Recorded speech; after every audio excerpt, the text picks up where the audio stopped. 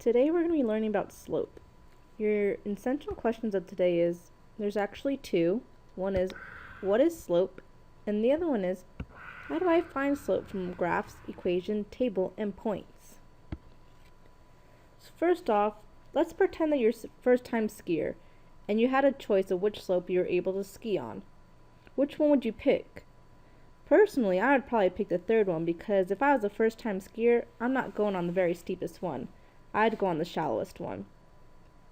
So that's what slope is. It represents the steepness, or the rate of change.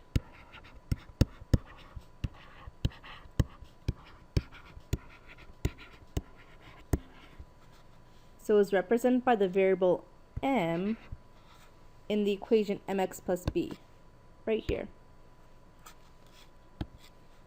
So let's look at this graph. I'm going to find the slope of this rate of change of the following graph. So first, there's some steps to finding the slope. We're going to first pick two good points.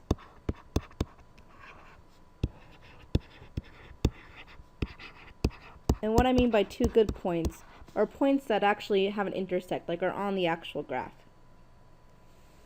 Then, we're going to count the rise, or how many units it goes up, or down.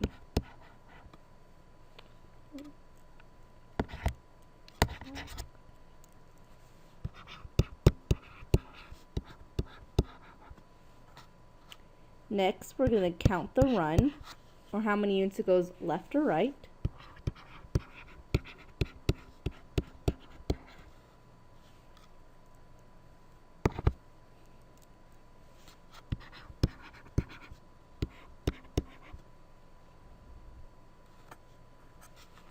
And we write our slope as rise over run.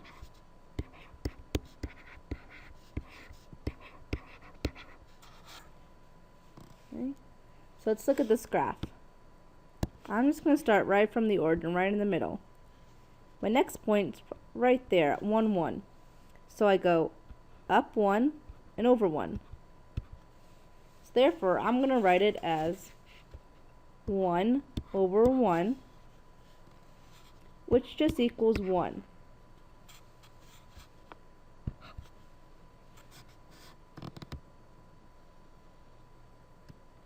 Let's look at the next one. Okay. I want to pick this point right here on the y. Pick probably the x-intercept. That's usually a good point as well. This graph is actually a negative slope, so I'm going to put that over here to the side because it's going downward. This line is falling, like the one in graph 1 was rising, so that was a positive slope. So therefore, I'm going to go down 1, 2, 3 units,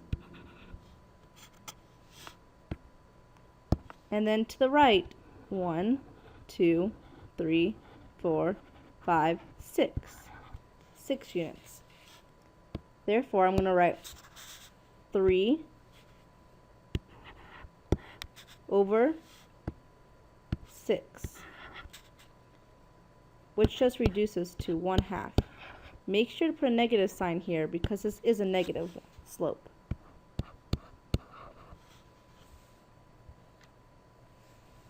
Let's look at the next one. This one is a positive slope. It's like in example 1, it is rising. So let's pick 2 points again. I'll probably start right here at the origin, the point. And this one looks like a good point as well, right there.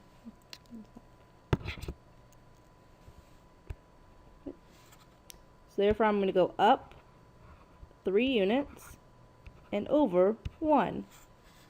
So I'm going to write my slope as 3 over 1, which just equals 3.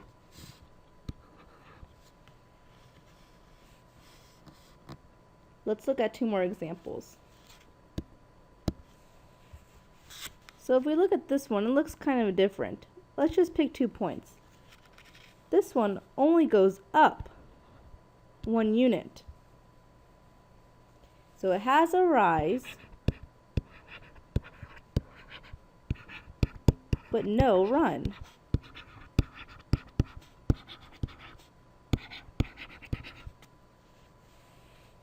Therefore, I can write it as 1 over 0, but as we know, we cannot divide by 0, so this one is going to be undefined.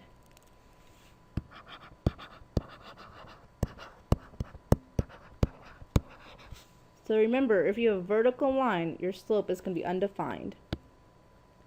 Let's look at this one, the horizontal line. Same thing here. This one has no rise, but it has a run of 1. So this one has no rise, but a run. Therefore, I'm going to write this one as 0 over 1, which just equals 0. So this slope is going to be a 0. So remember, horizontal lines have a slope of 0. Let's look at the table. We can also write slope instead of rise over run as the change in y over the change in x.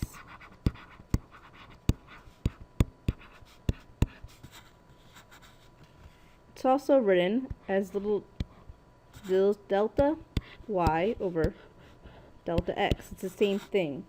Change in y over change of x. You can also see it as y2 minus y1, just a difference between two y's, and the same thing, x2 minus x1, just a change of two x's. So let's look at this table. My first 2 points. The change in y. So I would do 8 minus 4, which equals 4, that's my change. And same thing with my x. 2 minus 1, which equals 1. Now I would put my change in y, which is 4, over 1, and equals 4. Let's double check another one just to make sure this works. I'll do my next 2 points. So I do 16 minus 8, which would give me 8. And I'll do these two, my change in x's. 4 minus 2, which equals 2. So then I write 8 over 2, my change in y over change in x, and I get 4. The same thing I got before. So I know my slope is going to be 4. So I got slope equals 4, which means when x increases by 1, y also increases by 4. And that's just the slope. Let's look at some points. We're going to find the slope of these points. We're going to use our same formula we used from before. Our slope equals, or slope is also called m, y2 minus y1 over x2 minus x1. So now I need to label my points, just like I did in my table. So this first point is x1 and y1, and my second point could be x2, y2. So now I can plug each of these points into my formula. I'd have y2, which is 1, minus my y1, which is a negative 7, over x2, which is a negative 8, minus a negative 2. So that gives me an 8 over negative 6, which reduces to negative 4 over 3. So negative 4 over 3 will be my slope.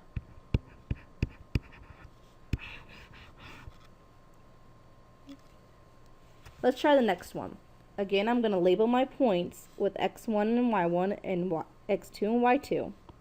So I have 14 as x1, 1 is y1, then I have x2 and y2.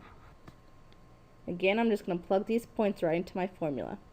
So I have negative 8 minus 1, negative 13 minus 14. When I do that, I get a negative 9 over negative 27, which reduces to 1/3. And 1/3 would be my slope. Which means that I go rise 1 or up 1 and run 3, which is to the right 3, just like on our graphs. So now let's look at the equations. To find the slope in equation, we're going to use our formula y equals mx plus b, and m is the slope. Okay. So all I'm going to do here is just see where is m in my formula. So here's my first equation, y equals 4x. If I have my equation y equals mx plus b, I know the m is where I can be by the x. In this case, it's going to be 4. Therefore, m, or slope, is 4. Let's look at the next one. I should have y minus 3x equals 6. Well, that's not in y equals mx plus b form, so I'm going to solve for y.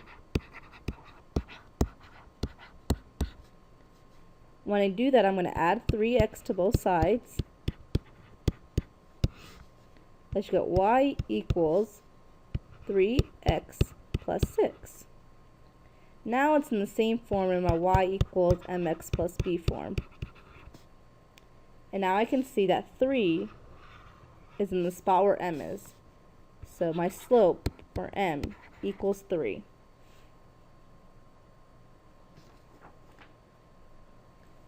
Let's look at these next two equations. I have y equals 10. There is no x in here,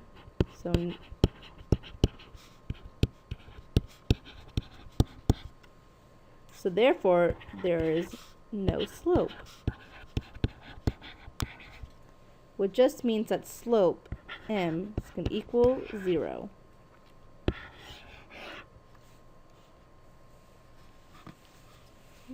Let's look at example number 4. I have x equals 2. This one equation, there is no y, so therefore this line is vertical, and as we saw before in our graphs, when we have a vertical line, their m, or the slope, is undefined.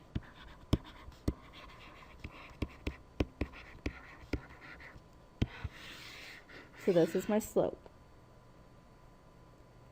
Go ahead and write your question and summary for this lesson.